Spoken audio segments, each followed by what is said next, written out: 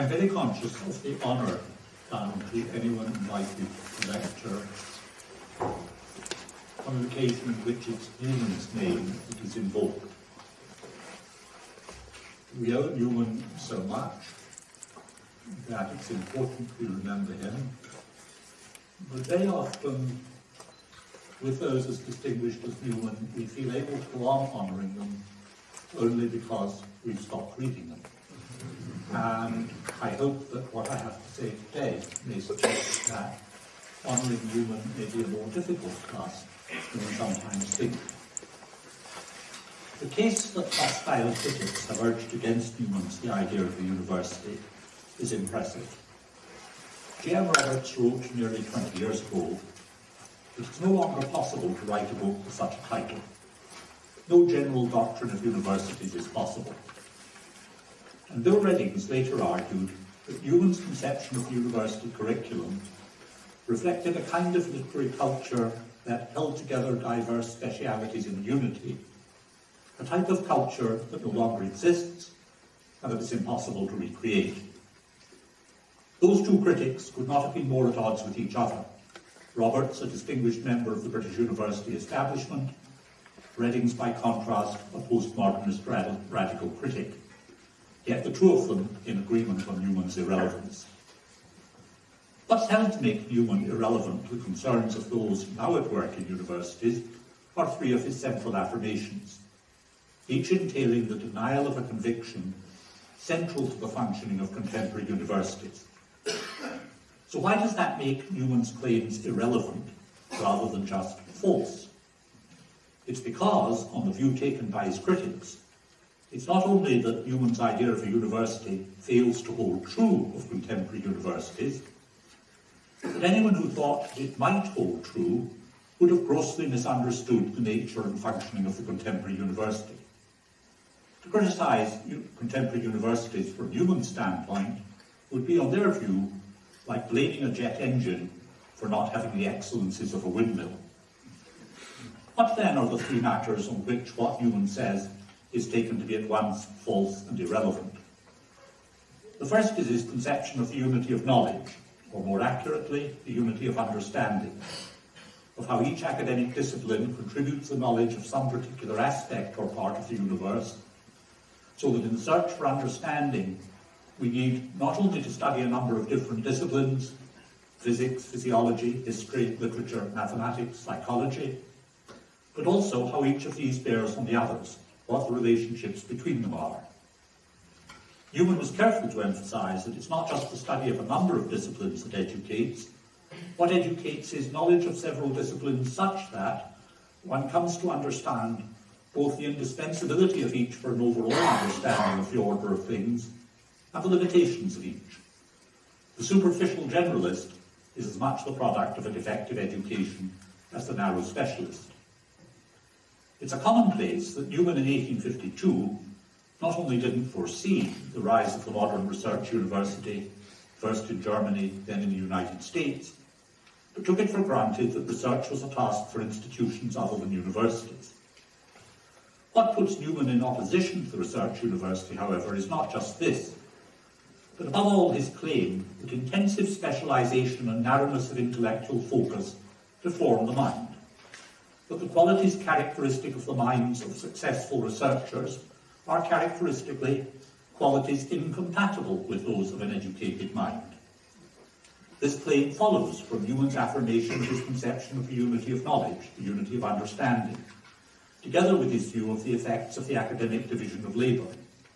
There can be no doubt, Newman wrote, that every art is improved by confining the professor of it to that single study. But although the art itself is advanced by this concentration of mind in its service, the individual who is confined to it goes back.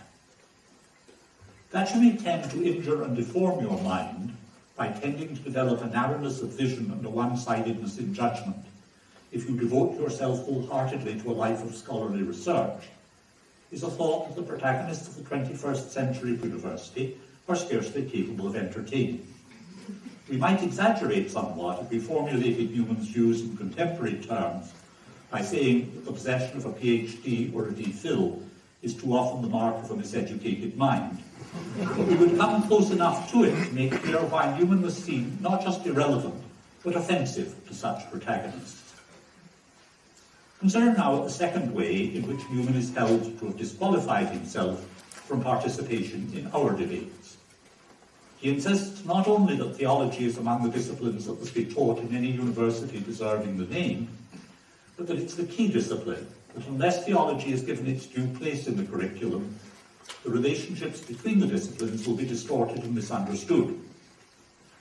Since nobody in the 21st century thinks that an institution from which theology is absent cannot legitimately call itself a university, and since even in universities where theology is taught, it's treated as simply one more specialised discipline among others, Newman's claims must sound eccentric to contemporary ears.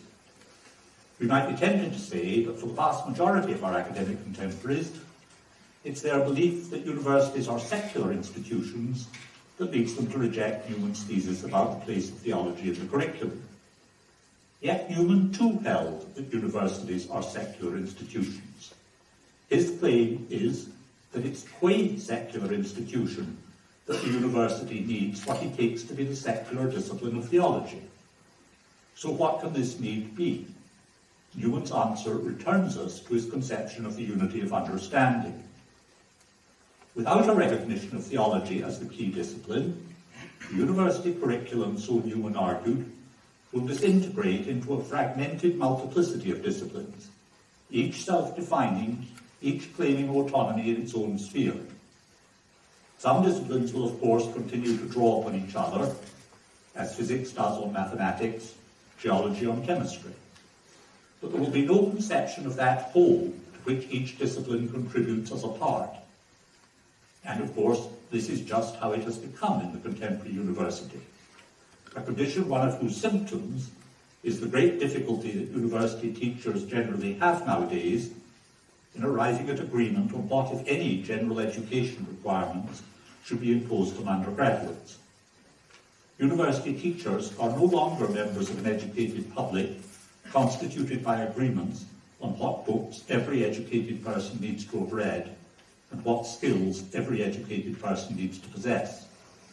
But there's no longer any such public, inside or outside the university, as Bill Redding's emphasised.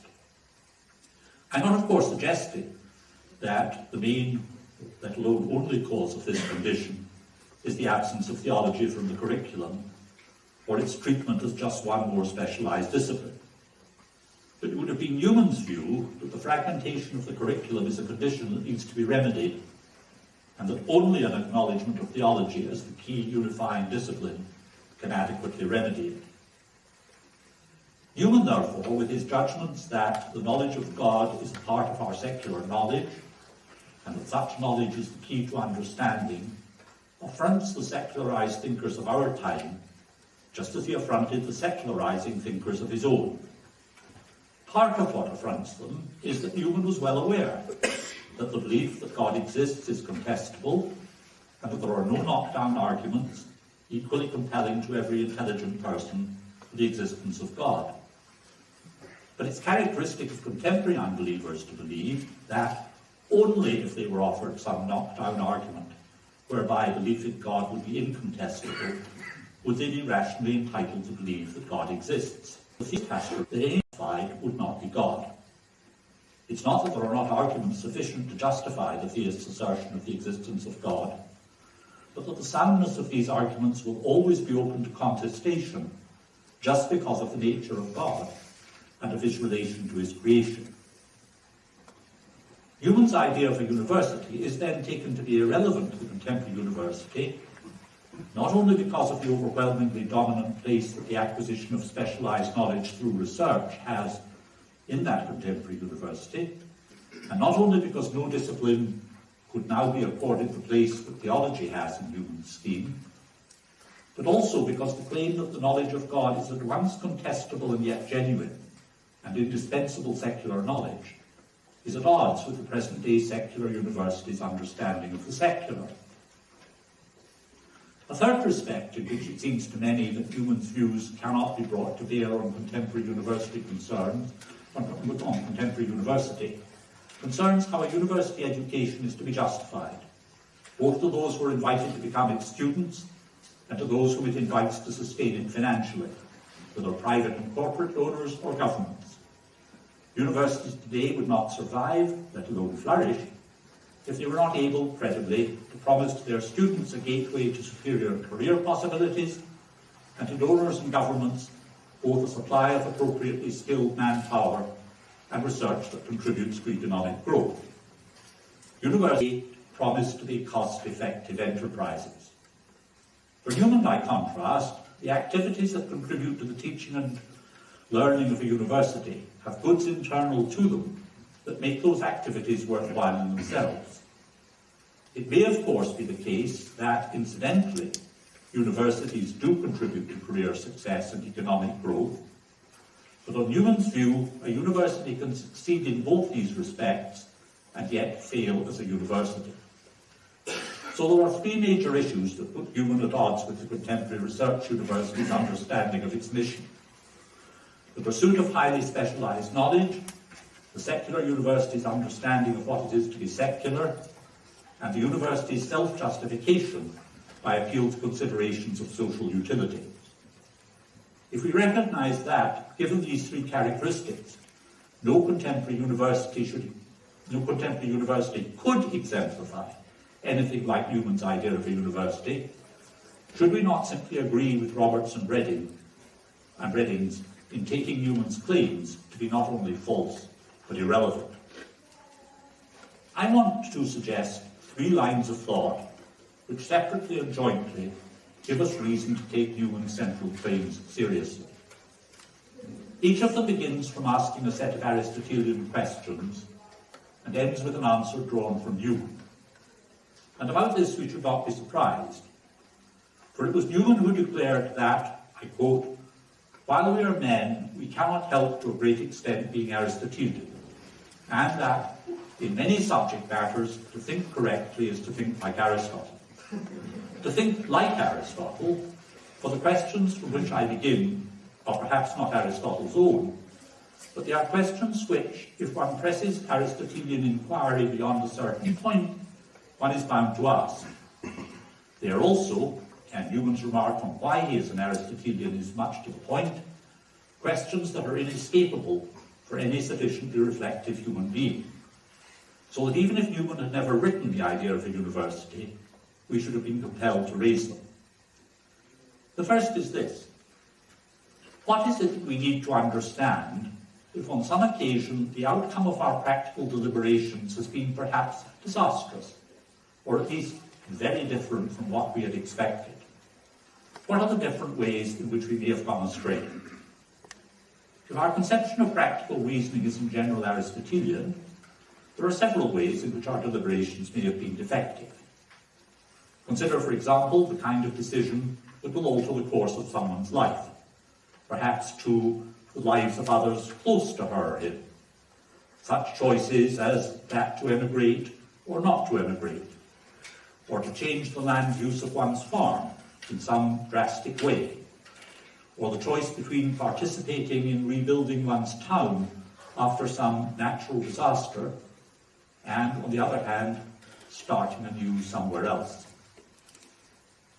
Bad answers to questions like these, bad practical decisions, may result from some failure to identify or rank order correctly the goods at stake in choosing this rather than that.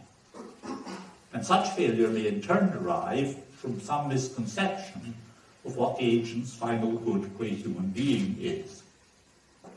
And they may also result from a failure to identify correctly the actions that in this or that particular set of circumstances would have to be undertaken to achieve the relevant goods. These two kinds of failure, these two kinds of error, will have been made in the course of formulating the premise of the agent's practical syllogisms. But they're not the only type of error of which we need to beware.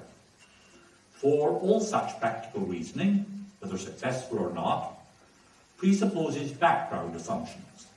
Background assumptions of two different kinds, about the natural and social contexts in which the reasoning and the actions that flow from the reasoning take place. Each of these sets of assumptions can also be a source of practical failure. What are they? Well, there are first of all assumptions about the present and future stability or otherwise of different aspects of our natural and social environments. So we all of us make assumptions, generally tacit, about the probability or improbability of the occurrence of earthquakes, volcanic eruptions, droughts, floods, disruptions in food supplies, famines, breakdowns in transportation, changes in the crime rate, breakdowns in tribal or family life, the strength or weakness of social and moral traditions, the functioning of the stock market and of the economy more generally. The list goes on and on.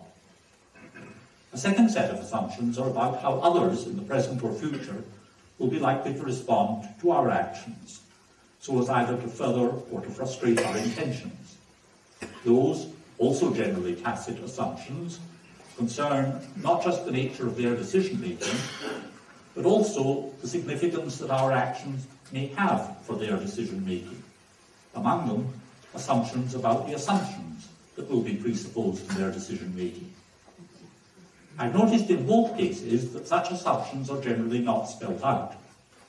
What is of crucial importance for the soundness of our practical reasoning is that we should be able to recognize when some of our assumptions do need to be made explicit and put in question, and which type of assumption it is that we need to examine on this or that occasion.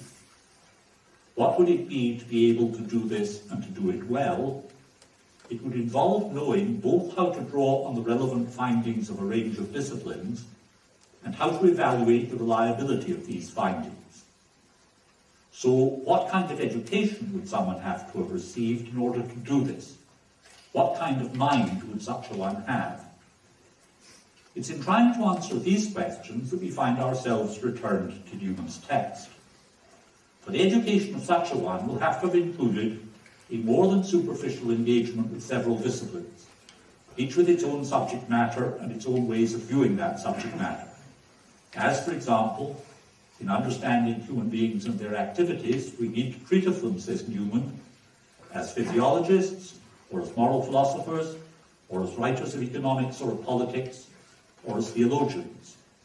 But Newman adds that, in evaluating each of these disciplinary contributions, the mind never views any part without recollecting that it is but a part contributing to the understanding of a whole. If the mind fails to do this, it will be apt, and I quote again, to give undue prominence to one or more disciplines and to unsettle the boundary lines between science and science, so that, for example, it may attempt to understand the distribution of wealth in different parts of a city in purely economic terms, neglecting other social and moral dimensions, or it may treat some psychological disorder that involves lack of self-knowledge, as though it were only a biochemical phenomenon. Such confusions too often mark the public discourse of our present-day culture. They make too many of us victims of the expertise of those trained to see things only in the narrow focus of their own discipline. Newman took it that what he called the constrained and contracted mind of the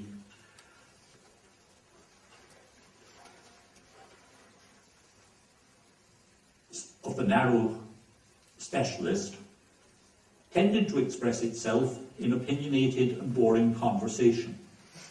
And so it still does. But now it has become much more dangerous because more apt to set on foot large-scale consequences.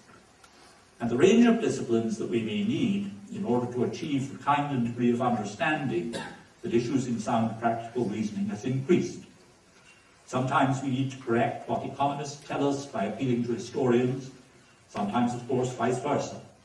Sometimes we need to correct what neurophysiologists tell us by appealing to psychologists, and sometimes vice versa. And sometimes we may need as well, or instead, to go to novelists or dramatists. Note too that in many cases no evaluation of the claims made for this or that finding of specialized inquiry will be possible for those who are innocent of the relevant mathematics. We all of us need, therefore, to be schooled in a number of disciplines just because each has its own methods, insights, standards. To be educated is, on this view, not only to know how to bring such disciplines, each of them, to bear on in appropriate ways, but also how to respond to the unjustified claims made in the name of each. And for this we need not the contracted mind of a specialist, but a very different sort of mind. From this perspective, Newman's enterprise begins to look somewhat different. And the accusation that his conception of a university is irrelevant to universities as they now are, this is the point. But perhaps the principal question that Newman was posing was not, as he supposed, what is a university, but what is an educated mind? A question which he answers in Aristotelian fashion by saying that everything has its own perfection, that there is a specific perfection of the intellect, and that the end of education is the achievement of that perfection. But, and I quote, true enlargement of mind, which is the power of viewing many things as one whole, of referring them severally to their places in the universal system, of understanding their respective values and determining their mutual dependence. This is the specific perfection of the intellect. To develop highly specialized knowledge only in one particular sphere, to focus one's mind on only one subject matter, may certainly be valuable, but it will not enable the mind to achieve its specific perfection, and is apt to prevent the mind from doing so. The irrelevance of the contemporary university, the irrelevance to the contemporary university of Newman's prescriptions is thus cast in a new light. It is an indictment not of Newman, but of the contemporary university. For if this irrelevance is as great as his critics claim, then whatever universities are achieving, they are not producing educated minds. Or to put matters more justly, they're doing so only incidentally and accidentally. And if they were to be able to rebut this accusation, it would only be because they had drastically revised their undergraduate curriculum, so that every student was introduced, and somewhat more than introduced, to, say, the calculus and the mathematics of probability, to historical and literary studies, to some parts of physics, certainly to thermodynamics, to the elements of biochemistry, and to ecological and evolutionary biology. Yet whatever disciplines we name in this catalogue, there always has to be something more, namely the communication of an understanding of the various ways in which the findings of those disciplines bear on each other, and so contribute to a larger understanding than any of them by themselves can provide. We should notice too that the teaching of this kind of curriculum will require a corresponding kind of education for teachers, since we shall need teachers of literature who are well informed about biochemistry, and teachers of physics who are able to think historically, all of them being at home with the relevant mathematics. To any such proposal, there will of course be a number of objections, of which here I consider only one, namely that whether or not this is an account of what education is or should be, it's not, or not yet, Newman's account. And this in two different ways. First, in elucidating Newman's conception of understanding, I began by considering some features of practical reasoning. But it may be said Newman's conception is of understanding as achieved by theoretical inquiry, so that many seem to have started in the wrong place. What matters, however, is that the conception of understanding at which we've arrived, though presupposed by successful practical reasoning, is itself a conception of the mind's theoretical grasp of the relations of parts and aspects of the whole. What this involves can be brought out by noting how questions that Newman takes to be central to theoretical understanding go characteristically unasked in the fragmented curriculum of the present day. Consider Newman's suggestive discussion in the third discourse of how the different disciplines enable us to understand ourselves. We are, according to physics, composed of particles interacting with each other and with our environment. Chemistry tells us that we are sites of a variety of reactions. Biology, as Newman was shortly to learn from Darwin, that we are in key part what we are because of the evolution of species. Sociology and economics characterize the structure of our roles and relationships. History informs us that we are what our past has made us and what we have made of our past. And theology views all these same features from a very different. The crucial questions are, in what then does the unity of a human being consist? And what is it about human beings that enables them to ask these questions about themselves? But these are questions, in Newman's idiom, philosophical questions, which can only be asked by students who have a more than superficial grasp both of the relevant disciplines and of how they relate to each other. And they are questions that go unasked in the contemporary curriculum. One respect in which this account of Newman's conception of multidisciplinary understanding does indeed fall short is the absence so far of any discussion of Newman's thesis that if the curriculum is to have the unity that it needs to have, if it's to disclose the unity of the order of things, then the discipline of theology is indispensable. For it is theology that provides the curriculum with its unity, and we won't understand the bearing of the other disciplines on each other adequately if we don't understand theology's bearing on them and theirs in theology. The theology of which Newman spoke was not specifically Catholic theology, but a theology shared with all theists, with all those for whom, as Newman put it, the word God contains a theology in itself. God, as understood by theists, is, and I quote, an individual, self-dependent, all-perfect, unchangeable being, intelligent, living, personal, and present, who created and upholds the universe, who is sovereign over, operative amidst, independent of the appointments which he has made, one in whose hands are all things, who has a purpose in every event and a standard for every deed, and thus has relations of his own towards the subject matter of each particular science which the book of knowledge unfolds, who has implicated himself in all the history of creation, the constitution of nature, the course of the world, the origin of society, the fortunes of nations, the action of the human mind, and who thereby necessarily becomes the subject matter of a science. This surely states a doctrine unacceptable to the contemporary secular academic mind, although perhaps what that mind rejects in taking itself to reject this doctrine is not in fact quite this doctrine. Whether that's so or not is a question that I approach indirectly by developing a second line of thought about what it is to understand.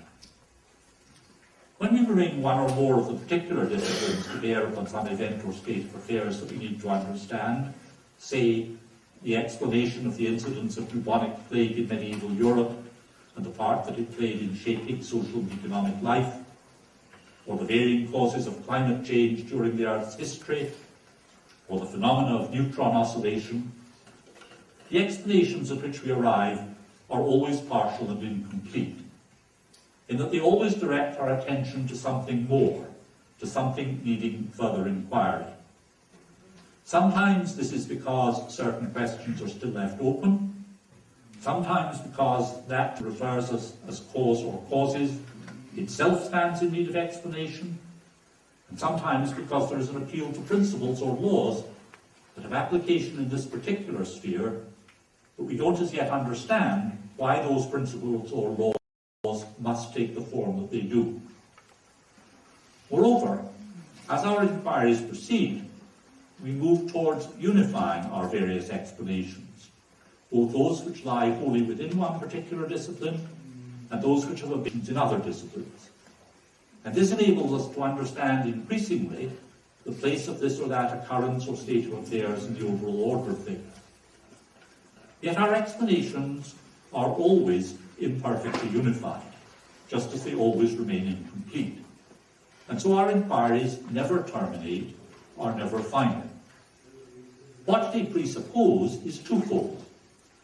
First, that we are indeed directed towards a final, if unattainable, end, that we do have a conception of what it would be to have achieved a kind of understanding that is perfected and completed.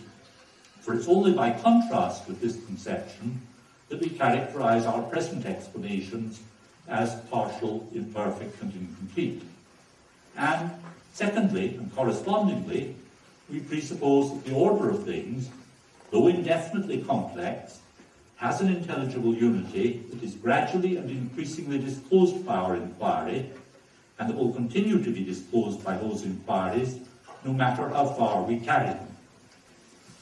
What's involved in having such a conception of the order of things as an intelligible unity, a conception that medieval Aristotelians, at least, would have confidently ascribed to Aristotle.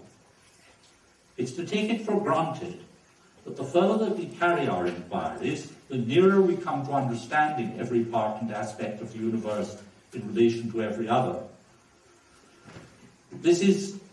We take it for granted in doing this is because of an indefinitely sustained underlying ordered unity. To move towards understanding on this view is to move towards achieving what scornful and sceptical critics have sometimes spoken of as a God's eye view of things, thinking thereby to discredit this conception of the achievement of understanding. But by so doing, such critics have revealed an insightful grasp of what's at stake in accepting or rejecting this conception of understanding, and indeed in accepting or rejecting the counterpart conception of an ordering power that is not itself a part or aspect of the finite order of things, but one without which the universe couldn't present itself to our minds as an intelligible unity, an ordering power that has the defining characteristics of the God of deism. Newman's claim is then that if theology were not to be granted the place in the curriculum that he assigns to it, then the secular disciplines could not stand in the relationships to each other that he assigns to them, and their inquiries could not be integrated in the way that they are. His defence of theology is integral to his conception of the unity of the order of things, the unity of the curriculum. Take away theology, and the curriculum will be fragmented into a series of specialised disciplines, leaving at best the possibility of some kind of factitious unity imposed by social agreement. It turns out, therefore, that from Newman's point of view, his attack upon specialisation in the curriculum and his attack on the removal of theology from the curriculum are one and the same attack. That there's a philosophical case to be made against this theological conception of understanding, no one at work in a contemporary university is likely to be unaware. But the philosophical case for that conception has its own interest, and it's important to distinguish the line of argument that leads to it from three others with which it may easily be confused. First, it's not only different from, but incompatible with, the so-called argument for or from intelligent design, whether in Archdeacon Paley's 18th century versions. For that bad argument, we can identify examples of natural phenomena whose complexity is such that, so it's alleged, they can't be explained by the natural sciences. By contrast, the line of thought that I've sketched begins not from contentions about the limits or failures of scientific inquiries, but rather from the continuing and ongoing success of such inquiries and the justified confidence of those engaged in them. Newman's early reading of Hume had led him to be suspicious of the claims advanced by 18th century proponents of intelligent design. I don't think he would be any more sympathetic to their unfortunate contemporary heirs. A second contrast is between R.G. Collingwood's account of the metaphysical presuppositions of scientific theorizing and the account that I am defending, although I'm certainly indebted to Collingwood. Collingwood understood that in different periods, the intelligible unity of the order of nature had been conceived in different and incompatible ways. The post-Aristotelian and Ptolemaic conceptions of the late Middle Ages giving way to Galilean and Newtonian conceptions, and these in turn to quantum mechanical and relativistic conceptions, each of which had, so Collingwood contended, its own distinctive metaphysical presuppositions and commitments. But on the view that I'm taking, the underlying presupposition of scientific inquiry is that, even although each of these particular attempts to characterize the intelligible unity of nature has either already failed or may at some point in the future fail, there is at a deeper level a unity yet to be discovered and an understanding yet to be achieved, so that we're committed to presupposing belief in an ordering power without which the concept of a continuing intelligible and unified order would be empty. The third contrast is with the position taken by Nicholas Maxwell in his book, The Comprehensibility of the Universe.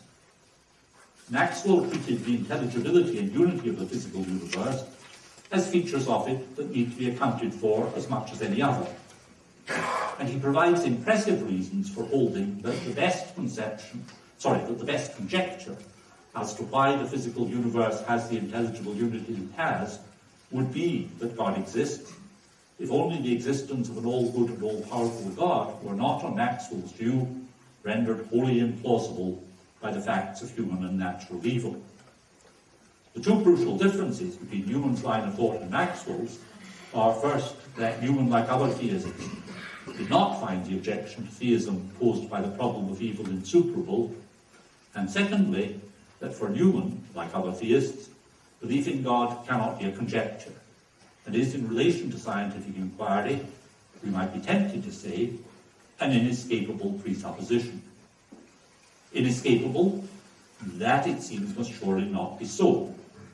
Newman himself noted of natural science that, I quote, a vast multitude of its teachers have been either unbelievers or skeptics, and periodic surveys of members of the American Academy of Sciences during the 20th century have shown that the numbers of believers in God among them, never large, steadily dwindled to about 5%. But what then is the alternative to Newman's position? It is that there is some non-circular inductivist justification for inferring from the characteristics of the universe to date to the unity and continuing intelligibility of the universe. That scientific inquirers who are anti-theists badly need just such a justification if their claims are to be sustained is clear. That such a justification can in fact be provided is far from clear, and the onus for providing it is on the anti-theist. I turn now to the third area of contention between Newman and the protagonists of the contemporary university.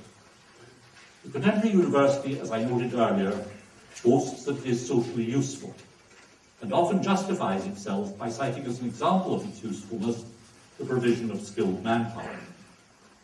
By contrast, Newman's view was that what matters about an educated individual is not primarily any set of useful skills that she or he may happen to possess, but his capacity for judgment. Judgment both in putting such skills to work and in acting as a friend, as a companion, as a citizen, and in the pursuits of leisure.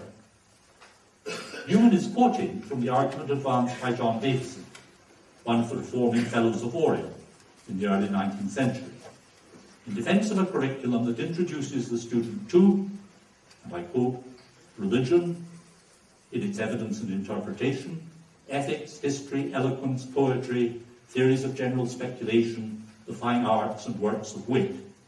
Studies which, so Davidson had claimed, are such as give a direct play and exercise to the faculty of judgment, and thus educate the active and inventive powers. The question that readers will want to put to Davidson and Newman is, what then are the marks of judgment? What is it to possess it or fail to possess it? And of course, in putting this question to Davidson and Newman, we are very close to asking of Aristotle, what is phronesis? And of Aquinas, what is prudentia?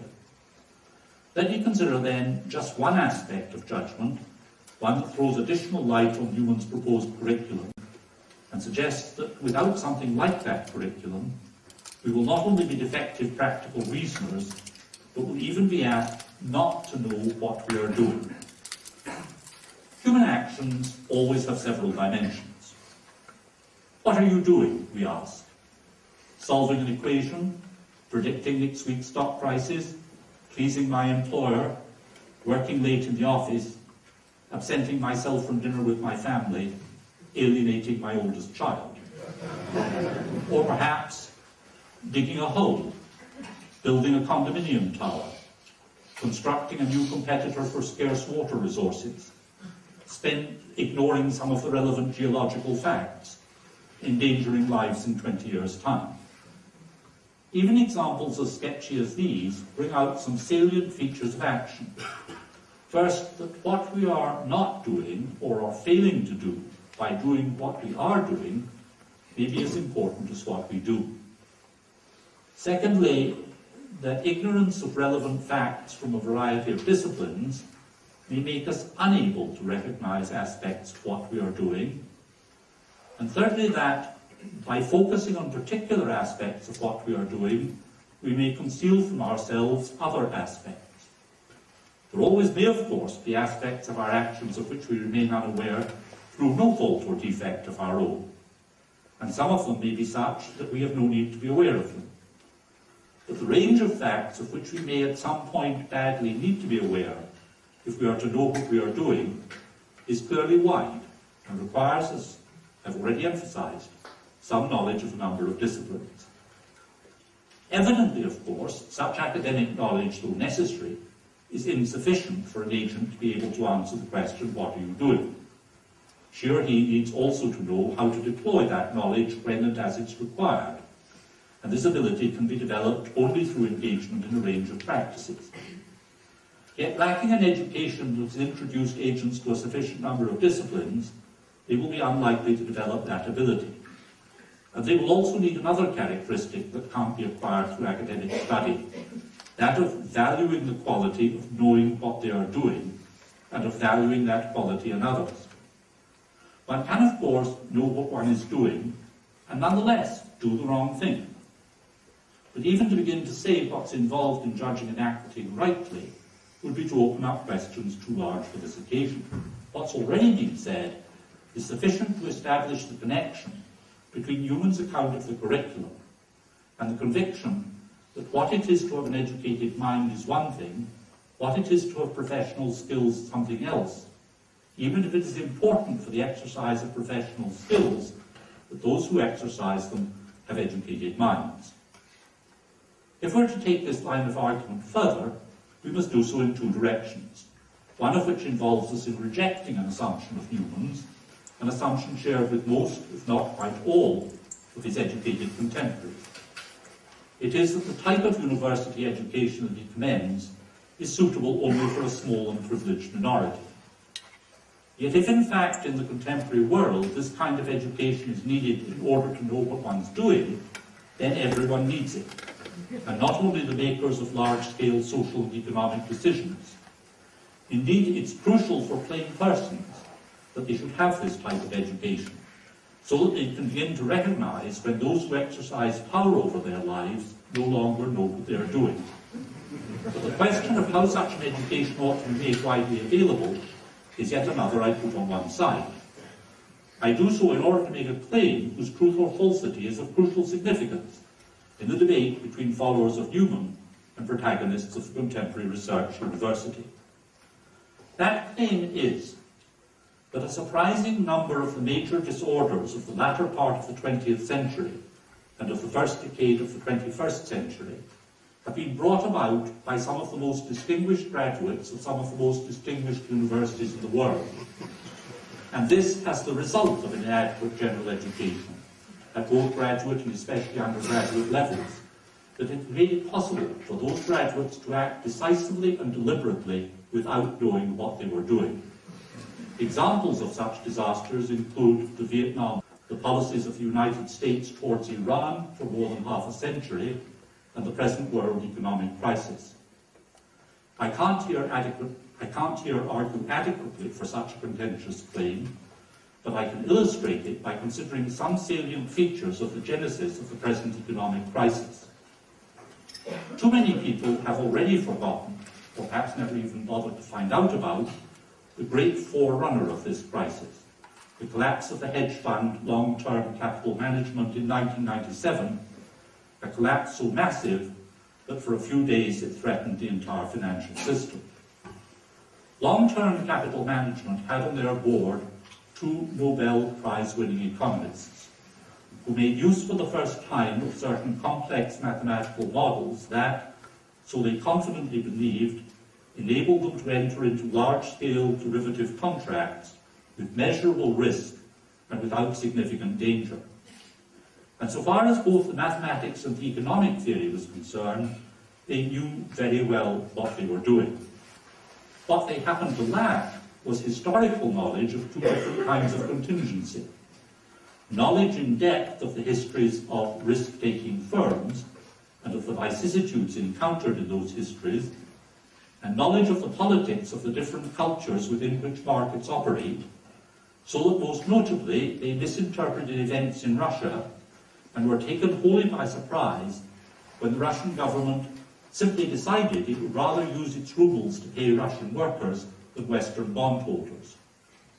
The collapse of long-term capital management has about it something of the character of a farce, of a story of experts ludicrously victimized by their own expertise. Its successor, our present crisis, has instead some of the characteristics of a tragedy, a tale of characters who self-confidently take themselves to be far-sighted, walking as if blindly over a cliff, and in their hubris taking all too many others with them.